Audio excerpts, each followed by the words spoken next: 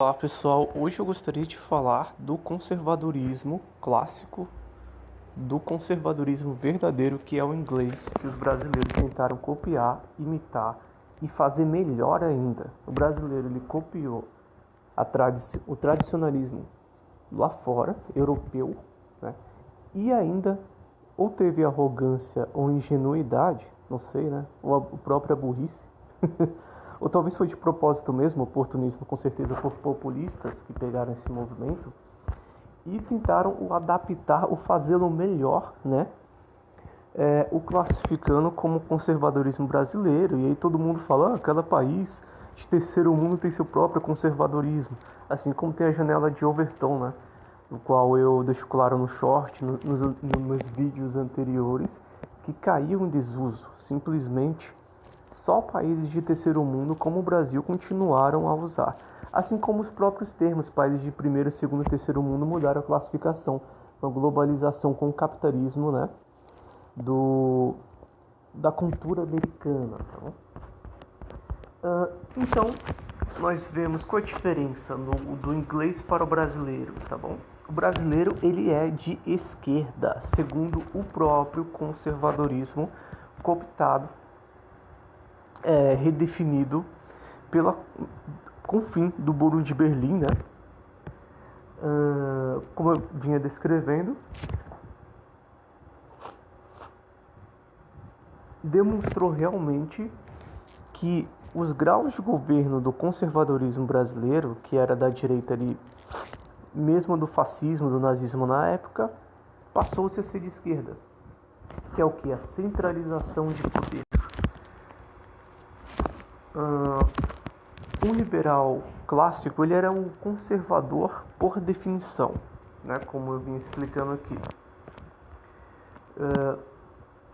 Ou seja, quando ele tinha que intervir, agir pragmaticamente e cirurgicamente na economia, ele fazia.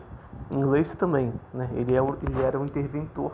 E quando tinha que colocar algum benefício social que ele achasse necessário, sim, ele fazia. Então vejo que o conservador, apesar de tudo, ele deixava em primazia, né? O mais importante primeiro era o livre mercado nacional. Ele é muito nacionalista, né? O conservador inglês, como nos Estados Unidos. Ele fecha comércio com os outros países que não têm interesse, que não vão beneficiá-lo, mas abre com outros que vão o beneficiar e ao mesmo tempo coloca embargos, ao mesmo tempo coloca muita regulação no mercado internacional. Né? Então, para o mercado internacional eles são muito intervencionistas, mas já interno nacionalista eles são muito livre mercadistas, né? Até protegem empresas. Então essa é a direita republicana, esse é o conservador, por isso que ele não pode ser considerado um liberal ou um neoliberal, como é hoje os movimentos atuais, como o MBL, como é colocado na esquerda americana, o liberal, o social-democrata, mas aqui no Brasil é tudo de direita. O nacionalista, conservador, liberal, social-democrata, todos são de direita. Olha que inversão de valores, é o país do contrário de fato. Então nós copiamos apenas o rótulo e não o conteúdo. Isso é utilizado por populistas o tempo todo, como foi utilizado por Bolsonaro, que sempre votou no PT, né? Pelo Olavo também, que era um esquerdista, e que polarizou e dividiu ainda mais o Brasil, como eu fiz naquele meu vídeo anterior aí.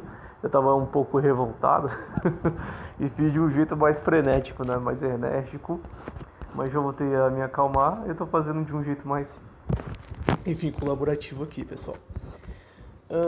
Então o que eu queria demonstrar que tem uma coisa bem interessante, né? Nós sabemos que o Bolsonaro passa tudo que o PT quer, né? Isso prova que ele realmente era uma falsa direita, que era para continuar só o projeto das tesouras, né? Que foi endossado, que foi pelo neoconservadorismo, né? Pelo Bolsonaro.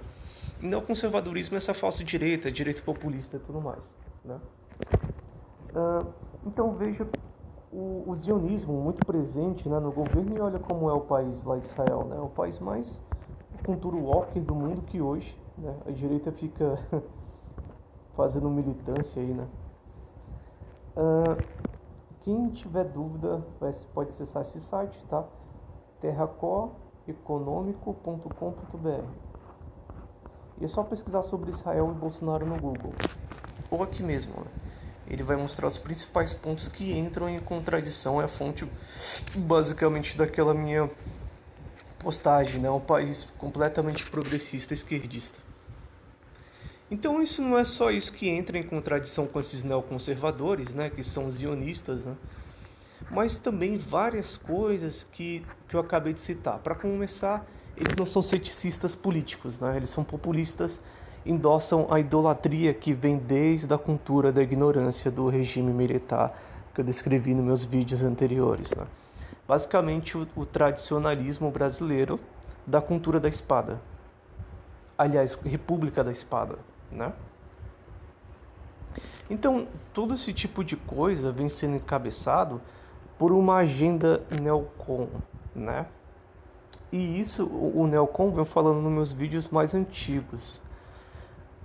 Então vejam a grande diferença que há entre o conservadorismo inglês, o puro e clássico verdadeiro, e o neoconservadorismo brasileiro, ou conservadorismo raiz, que parte dessa direita, construído uma tradição de autoritarismo, de populismo, desde a República da Espada, com Getúlio Vargas, com, enfim, Costa Neto, né?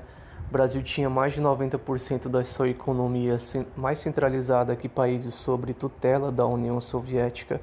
Isso, só você colocar professor Orlando Fedeli, a direita política no YouTube, pode escrever, essa thumb, e ele vai explicar, e além de várias leis de proibições de propriedade, né?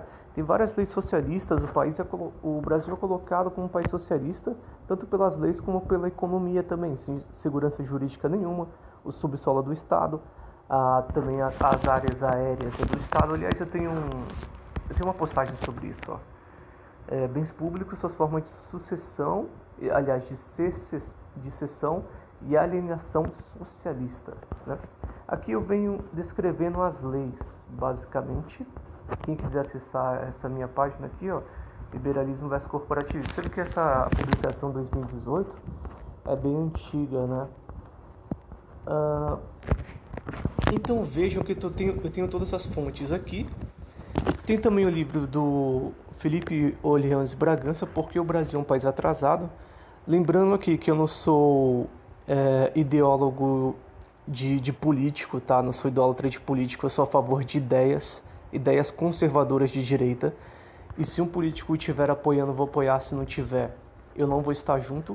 Mas lembrando que isso aqui é uma democracia, nós temos que entrar em acordo e chegar num senso comum, não é?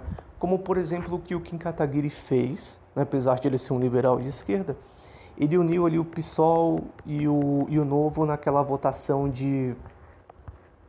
Aliás, eu descrevi isso no meu outro vídeo, para se colocar um concurso público, né, um processo seletivo para um professor substituto, porque aqui era escolhido a dedo pelos governantes, né? Era colocado um peixe lá deles, e em países de primeiro mundo nós temos a prática de processo seletivo, aqui não, né? Aliás, só em alguns estados. Aí o Kim quis colocar, abranger isso daí, e entrou em acordo com o pessoal. Qual o problema? Uma prática de primeiro mundo. Agora, o grande problema do Brasil é que nós queremos reinventar a roda, como eu descrevi, né? Nós queremos pegar e somos tão arrogantes, prepotentes ou então somente ignorantes, que se colocamos como se pudéssemos fazer melhor que os países de séculos e séculos de evolução e que hoje são de primeiro mundo, como os Estados Unidos, França, Alemanha, Suíça, enfim, os países de maior índice de liberdade econômica, isso, que são os mais livres e têm maior IDH, né? Mesmo os países nórdicos, a Noruega também, né? Então vejo que o Brasil está muito atrasado, né? Está muito atrás. Vemos sendo governados por oligarcas e populistas, e essa cultura basicamente do corporativismo, principalmente na economia, eu já falei das leis dos costumes, né, do Bolsonaro, e na economia nós temos o corporativismo encabeçado por essa direita chicaguiana do Paulo Guedes, aliás, esquerda, né, americana, que vem da tradição da esquerda, né, que vem trazendo tanto o progressismo na área das leis quanto também na parte da economia o intervencionismo, né? O intervencionismo, basicamente, vários tipos de regulação. E quem tiver dúvida sobre isso, eu tenho um vídeo no meu canal, bem rapidinho, eu vou aqui mostrar. É aqui, pessoal, deixa eu ver qual vídeo é, porque o liberalismo é de esquerda. Pronto, aqui eu venho descrevendo, porque na economia a escola de Chicago é bem interventora e ela foi colocada na esquerda exatamente por causa disso nos Estados Unidos, do mesmo keynesianismo, tá bom? Foi por causa dessas políticas interventoras do neoliberalismo, né, quando o advento do após 29. Eu venho explicando com fatos históricos, tintim por tintim, nesse vídeo.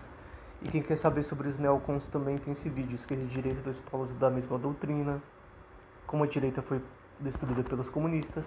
Então eu tô deixando isso daqui, pessoal, para esse vídeo não ficar tão extenso, olha o tamanho dele já, né? E porque eu já expliquei também na parte econômica e na parte legislativa, porque o Bolsonaro já estou explicando aqui porque ele foi um governo de esquerda, né?